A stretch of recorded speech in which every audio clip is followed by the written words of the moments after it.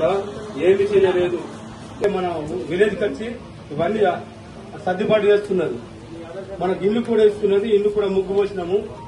అన్నగారు మన స్కూల్ కూడా మాకు బాగా నిధులు ఇప్పించిండు. విలేజ్ లకు గట్టేరు సీసీ రోడ్ అన్ని ఇప్పించిండు. అవునా 30 చిల్లర ఇచ్చిండు మన స్కూల్ కు.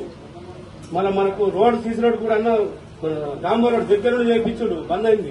కలవాడు కట్టించిండు. మన సీసీ రోడ్ కూడా ఓపించిండు. ఇలా మనకు టీఆర్ఎస్ ప్రభుత్వం ఒక్కటి కూడా చేయలేదు. ఈ అన్నగారికి మా చేసిందో మా ధన్యవాదాలు.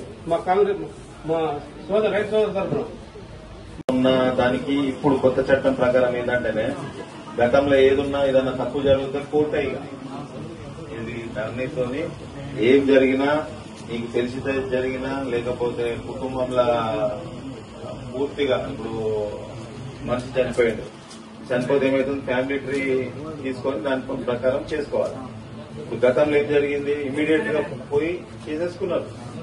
దాంట్లో ఒకరిద్దరు పిల్లలు లేకున్నా రిజిస్ట్రేషన్ జరిగిపోయింది. అట్లా కాకుండా ఇప్పుడు ఈ చట్టంలో కొత్త చట్టంలో చాలా లోతు అంటే మంచిగా తీసుకొచ్చారు. ఏదున్నా గానీ ఆర్టీఓ పరిధిలో కలెక్టర్ పరిధిలోనే మనకి జరిగే విధంగా చేస్తుంది.